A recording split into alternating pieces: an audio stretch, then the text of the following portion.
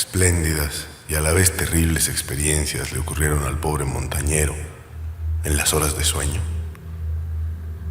La historia de un ser sobrenatural de Argol, el demonio estrella. A menudo me he preguntado si la mayoría de la humanidad se detiene alguna vez a reflexionar sobre el significado, a veces titánico, de los sueños y del oscuro mundo al que pertenecen. Mientras que la mayoría de nuestras visiones nocturnas no son más que débiles y fantásticos reflejos de nuestras experiencias de vigilia, Freud, por el contrario, con su pueril simbolismo, hay todavía un cierto número de ellas cuyo carácter inmundano y etéreo no permiten una interpretación ordinaria y cuyo efecto vagamente excitante e inquietante sugiere posibles vislumbres de una esfera de la existencia mental no menos importante que la vida física, aunque separada de esa vida por una barrera casi infranqueable. Por mi experiencia, no puedo dudar de que el hombre, cuando se pierde en la conciencia terrestre, se encuentra realmente en otra vida incorpórea, de naturaleza muy diferente a la que conocemos, y de la que solo quedan los recuerdos más leves e indistintos después de despertar. De esos recuerdos borrosos y fragmentarios podemos inferir mucho, pero probar poco. Podemos suponer que los sueños de la vida, la materia y la vitalidad, tal como la Tierra conoce tales cosas, no son necesariamente constantes, y que el tiempo y el espacio no existen tal como los comprende nuestro ser despierto. A veces creo que esta vida menos material es nuestra vida más verdadera, y que nuestra vana presencia en el globo terráqueo es en sí misma el fenómeno secundario o meramente virtual. Fue a partir de una reflexión juvenil llena de conjeturas de este tipo que me levanté una tarde del invierno de 1901, cuando a la institución estatal de psicopatía en la que trabajaba como interno fue traído el hombre cuyo caso me ha perseguido desde entonces sin cesar. Su nombre, tal como figura en los registros, era Joe Slater, o Slater, y su aspecto era el del típico habitante de la región de las montañas de Catskill, uno de esos extraños y repelentes vástagos de una primitiva estirpe de campesinos coloniales, cuyo aislamiento durante casi 3 siglos en el rincón montañoso de una campiña poco transitada les ha hecho hundirse en una especie de degeneración bárbara, en lugar de avanzar con sus hermanos más afortunados de los distritos densamente poblados. Entre esta extraña gente, que corresponde exactamente al elemento decadente de la basura blanca, en el sur, la ley y la moral son inexistentes, y su estado mental general es probablemente inferior al de cualquier otro sector de la población nativa americana. Joe Slater, que llegó a la institución custodiado por 4 policías estatales y que fue descrito como un personaje altamente peligroso, ciertamente no presentaba ninguna evidencia de su peligrosa disposición cuando lo vi por primera vez. Aunque superaba con creces la estatura media y era algo musculoso, daba una absurda apariencia de inofensiva estupidez por el pálido y somnoliento color azul de sus pequeños ojos llorosos, la escasez de su descuidada y nunca afeitada barba amarilla y la lánguida caída de su pesado labio inferior. Su edad era desconocida, ya que entre los de su clase no existen registros familiares ni vínculos familiares permanentes, pero por la calvicie de su cabeza en la parte delantera y por la condición cariada de sus dientes, el cirujano jefe lo anotó como un hombre de unos 40 años. A partir de los documentos médicos y judiciales, nos enteramos de todo lo que se pudo reunir de su caso. Este hombre, vagabundo, cazador y trampero, siempre había sido extraño a los ojos de sus primitivos compañeros. Habitualmente dormía por la noche más allá de la hora ordinaria y al despertar solía hablar de cosas desconocidas de una manera tan extraña que inspiraba temor incluso en los corazones de una población poco imaginativa. No es que su forma de hablar fuera inusual, ya que nunca hablaba más que en el degradado lenguaje de su entorno, pero el tono y el tenor de sus expresiones eran de tal misteriosa salvajada que nadie podía escucharlas sin aprensión. Por lo general, Él mismo estaba tan aterrorizado y desconcertado como sus oyentes, y una hora después de despertarse, olvidaba todo lo que había dicho, o al menos todo lo que le había llevado a decir lo que decía, recayendo en una normalidad vacía y medio amigable, como la de los demás habitantes de las colinas. Al parecer, a medida que Slater envejecía, sus aberraciones matutinas habían aumentado gradualmente en frecuencia y violencia, hasta que aproximadamente un mes antes de su llegada a la institución había ocurrido la espeluznante tragedia que provocó su detención por las autoridades. Un día cerca del mediodía, después de un profundo sueño iniciado por una borrachera de whisky, a eso de las 5 de la tarde anterior, el hombre se había despertado repentinamente con alucinaciones tan horribles y sobrenaturales que llevaron a varios vecinos a su cabaña, una pocilga inmunda donde vivía con una familia tan indescriptible como él mismo. Se precipitó a la nieve, levantó los brazos y comenzó a dar una serie de saltos hacia arriba en el aire, mientras gritaba su determinación de llegar a una gran cabaña con brillo en el techo, las paredes y el suelo, y una música extraña y fuerte. Mientras dos hombres de tamaño moderado trataban de sujetarlo, él había luchado con fuerza y furia maníacas, gritando su deseo y necesidad de encontrar y matar a cierta cosa que brilla y tiembla y ríe. Al final, después de abatir temporalmente a uno de los que le retenían con un golpe repentino, se había lanzado sobre el otro en un éxtasis demoníaco de sed de sangre, gritando diabólicamente que saltaría en el aire y se abriría paso a través de cualquier cosa que le detuviera. La familia y los vecinos habían huido en pánico, y cuando los más valientes regresaron, Slater había desaparecido, dejando tras de sí una cosa irreconocible parecida a la pulpa que había sido un hombre vivo apenas unas horas antes. Ninguno de los montañeros se había atrevido a perseguirlo, y es probable que hubieran agradecido su muerte por el frío. Pero cuando varias mañanas más tarde oyeron sus gritos desde un barranco lejano, se dieron cuenta de que de alguna manera había conseguido sobrevivir y que su traslado de una u otra forma sería necesario. Entonces se formó una partida de búsqueda armada, cuyo propósito, cualquiera que fuera el original, se convirtió en el de un pelotón de sheriff después de que uno de los raramente populares policías estatales lo observara por casualidad, luego lo preguntara y finalmente se uniera a los buscadores. Al tercer día, Slater fue encontrado inconsciente en el hueco de un árbol y llevado a la cárcel más cercana, donde alienistas de Albany lo examinaron tan pronto como recuperó sus sentidos. Les contó una historia sencilla. Según dijo, una tarde se había acostado a la caída del sol después de haber bebido mucho licor. Al despertarse, se encontró con las manos ensangrentadas en la nieve ante su cabaña, con el cadáver destrozado de su vecino Peter Slater a sus pies. Horrorizado, se había adentrado en el bosque en un vago esfuerzo por escapar de la escena de lo que debía ser su crimen. Más allá de estas cosas, no parecía saber nada, ni el experto interrogatorio de sus interrogadores pudo sacar un solo dato adicional. Aquella noche Slater durmió tranquilamente, y a la mañana siguiente se despertó sin ningún rasgo singular, salvo una cierta alteración de la expresión. El doctor Barnard, que había estado observando al paciente, creyó notar en los pálidos ojos azules un cierto brillo singular y en los flácidos labios un apretamiento casi imperceptible, como de inteligente determinación. Pero al ser interrogado, Slater cayó en la vacuidad habitual del montañero. Reiteró lo que había dicho el día anterior. A la tercera mañana se produjo el primero de los ataques mentales del hombre. Después de alguna muestra de malestar en el sueño, estalló en un frenesí tan poderoso que se necesitaron los refuerzos combinados de 4 hombres para atarlo con una camisa de fuerza. Los alienistas escucharon con gran atención sus palabras, ya que su curiosidad había sido despertada a un alto nivel por las sugestivas, pero en su mayoría conflictivas e incoherentes historias de su familia y vecinos.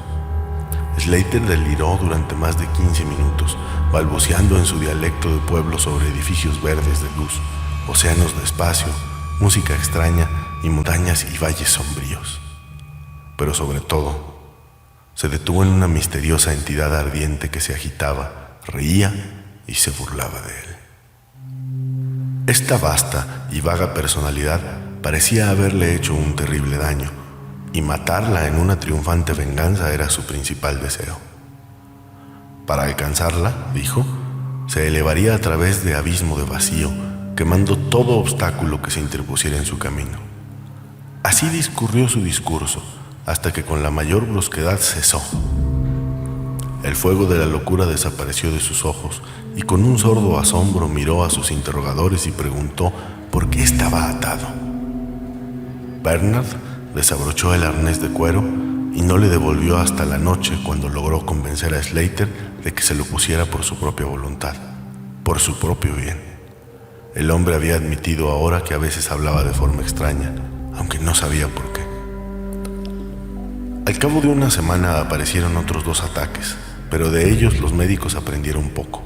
Especularon largamente sobre el origen de las visiones de Slater, ya que como no sabía leer ni escribir, y aparentemente nunca había oído una leyenda o un cuento de hadas, sus magníficas imágenes eran bastante inexplicables. El hecho de que no pudiera provenir de ningún mito o romance conocido quedaba especialmente claro por el hecho de que el desafortunado lunático se expresaba solo a su manera. Deliraba sobre cosas que no entendía y que no podía interpretar, cosas que afirmaba haber experimentado, pero que no podía haber aprendido a través de ninguna narración normal o conectada. Los alienistas pronto estuvieron de acuerdo en que los sueños anormales eran la base del problema, sueños cuya vivez podía dominar por completo durante un tiempo la mente despierta de este hombre básicamente inferior. Con la debida formalidad, Slater fue juzgado por asesinato, absuelto por demencia e internado en la institución en la que yo ocupaba tan humilde puesto. Ya he dicho que soy un constante especulador sobre la vida onírica, y por ello podéis juzgar el afán con que me apliqué al estudio del nuevo paciente tan pronto como hube comprobado plenamente los hechos de su caso. Parecía percibir en mí cierta simpatía, nacida sin duda del interés que no podía disimular y de la suavidad con que le interrogaba. No es que me reconociera durante sus ataques, cuando me colgaba sin aliento de sus caóticos pero cósmicos dibujos de palabras, pero me conocía en sus horas tranquilas, cuando se sentaba junto a su ventana enrejada tejiendo cestas de paja y sauce, y quizás añorando la libertad de la montaña que nunca más podría disfrutar. Su familia nunca vino a verlo. Probablemente había encontrado otra cabeza temporal, a la manera de la decadente gente de la montaña. Poco a poco empecé a sentir un asombro abrumador ante las locas y fantásticas concepciones de Joe Slater. El hombre mismo era lamentablemente inferior tanto en mentalidad como en lenguaje, pero sus brillantes y titánicas versiones, aunque descritas en una bárbara jerga desarticulada, eran ciertamente cosas que solo un cerebro superior, o incluso excepcional, podía concebir. ¿Cómo? Me preguntaba a menudo, podía la imaginación de un degenerado de Catskill conjurar imágenes cuya posesión argumentaba una chispa de genio. ¿Cómo podía cualquier lerdo del bosque hacerse una idea de esos reinos brillantes del espacio y el resplandor excelso sobre lo que Slater despotricaba en su furioso delirio? Cada vez me inclinaba más a creer que en la lamentable personalidad que se encogía ante mí se encontraba el núcleo desordenado de algo que estaba más allá de mi comprensión, algo infinitamente más allá de la comprensión de mis colegas médicos y científicos más experimentados, pero menos imaginativos. Y, sin embargo, no pude extraer nada definitivo del hombre. El resumen de toda mi investigación fue que, en una especie de vida onírica, semicorporal, Slater vagaba o flotaba por valles resplandecientes y prodigiosos, praderas, jardines, ciudades y palacios de luz, en una región ilimitada y desconocida por el hombre. Que allí no era un campesino ni un degenerado, sino una criatura de importancia y de vida viva, que se movía con orgullo y de forma dominante, y que solo era frenada por cierto enemigo mortal, que parecía ser un ser de estructura visible pero etérea, y que no parecía tener forma humana, ya que Slater nunca se refería a él como un mate o como algo más que una cosa. Esta cosa le había hecho a Slater algún daño espantoso, pero sin nombre, que el maníaco, si es que lo era, anhelaba vengar. Por la forma en que Slater aludía a sus tratos, juzgué que él y la cosa luminosa se habían encontrado en igualdad de condiciones, que en su existencia onírica el hombre que era él mismo una cosa luminosa de la misma raza que su enemigo. Esta impresión se vio reforzada por sus frecuentes referencias a volar por el espacio y a quemar todo lo que le podía avanzar. Sin embargo, estas concepciones estaban formuladas con palabras rústicas totalmente inadecuadas para transmitirlas, circunstancia que me llevó a la conclusión de que si existía un verdadero mundo onírico, el lenguaje oral no era su medio de transmisión del pensamiento. ¿Podría ser que estuviera frente a emanaciones intelectuales que explicarían el misterio si pudiera aprender a descubrirlas y leerlas? No les conté estas cosas a los médicos más viejos, porque la mediana edad es escéptica, cínica y poco dispuesta a aceptar nuevas ideas. Además, el director de la institución me había advertido hace poco, a su manera paternal, que estaba trabajando demasiado, que mi mente necesitaba un descanso. Hacía tiempo que creía que el pensamiento humano consistía básicamente en un movimiento atómico o molecular, convertible en ondas de éter de energía radiante como el calor, la luz y la electricidad.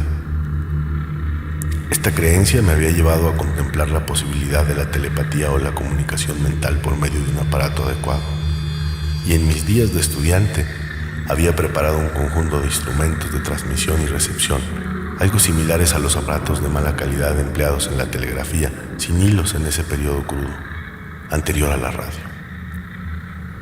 Los había probado con un compañero de estudios, pero al no obtener ningún resultado, los había guardado junto con otros cachivaches científicos para un posible uso futuro. Ahora, en mi intenso deseo de indagar en la vida onírica de Joe Slater, busqué de nuevo estos instrumentos y pasé varios días reparándolos para la acción. Cuando estuvieron completos de nuevo, no perdí la oportunidad de probarlos. En cada estallido de violencia de Slater, ajustaba el transmisor a su frente y al receptor a la mía, haciendo constantemente delicados ajustes para diversas longitudes de onda hipotéticas de energía intelectual. No tenía mucha idea de cómo las impresiones del pensamiento, si se transmitirían con éxito, despertarían una respuesta inteligente en mi cerebro, pero estaba seguro de que podía detectarlas e interpretarlas. En consecuencia, continué mis experimentos, aunque sin informar a nadie de su naturaleza. Fue el 21 de febrero de 1901 cuando ocurrió el hecho. Cuando miro hacia atrás me doy cuenta de lo irreal que parece, y a veces me pregunto si el viejo Dr. Fenton no tenía razón cuando lo atribuyó todo a mi excitada imaginación. Recuerdo que me escuchó con gran amabilidad y paciencia cuando se lo conté, pero después me dio un polvo para los nervios y organizó las vacaciones de medio año en las que partí la semana siguiente.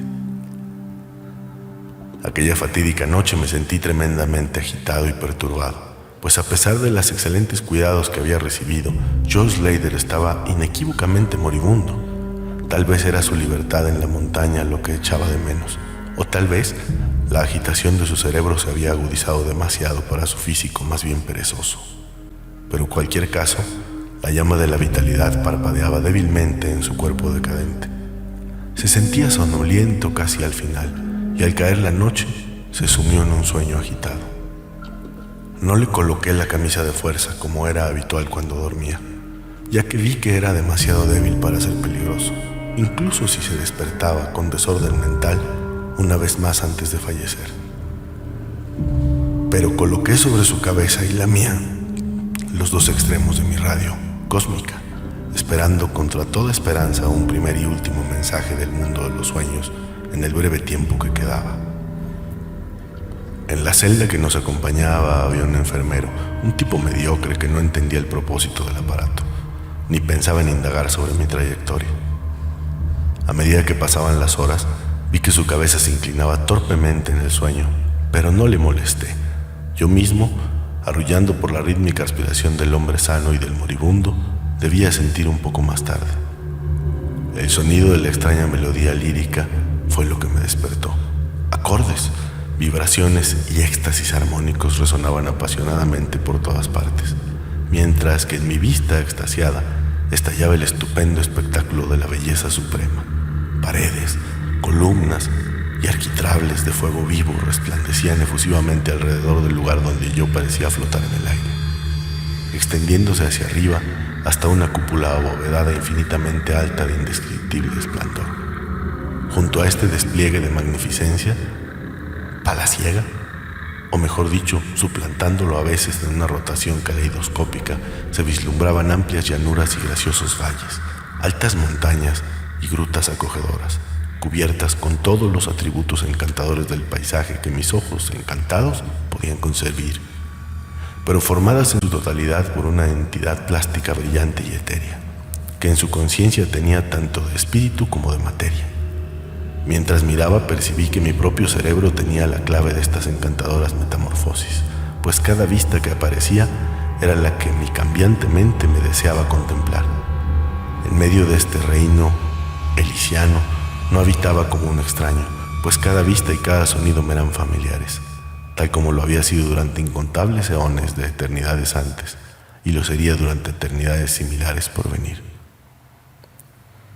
Entonces el aura resplandeciente de mi hermano de luz se acercó y mantuvo un coloquio conmigo, de alma a alma. Con un silencio y perfecto intercambio de pensamientos, la hora era de triunfo inminente, pues no estaba mi semejante escapando por fin de una degradante esclavitud periódica, escapando para siempre y preparándose para seguir el maldito opresor hasta los campos más lejanos del éter, para que sobre él se produjera una ardiente venganza cósmica que hiciera temblar las esferas. Flotamos así durante un rato, cuando percibí un ligero desenfoque y desvanecimiento de los objetos que nos rodeaban, como si alguna fuerza me recordara a la tierra, donde menos deseaba ir. La forma cercana a mí pareció sentir también un cambio, pues poco a poco fue concluyendo su discurso y se preparó para abandonar la escena, desvaneciéndose de mi vista a un ritmo algo menos rápido que el de los otros objetos. Se intercambiaron algunos pensamientos más, y supe que el luminoso y yo estábamos siendo llamados a la servidumbre, aunque para mi hermano de luz sería la última vez. El triste caparazón del planeta estaba casi gastado, y en menos de una hora mi compañero sería libre para proseguir al opresor a lo largo de la Vía Láctea y más allá de las estrellas, hasta los confines del infinito. Una conmoción bien definida separa mi impresión final de la escena de luz que se desvanece de mi repentino y algo avergonzado despertar y enderezarme en mi silla al ver que la figura moribunda en el sofá se movía vacilante.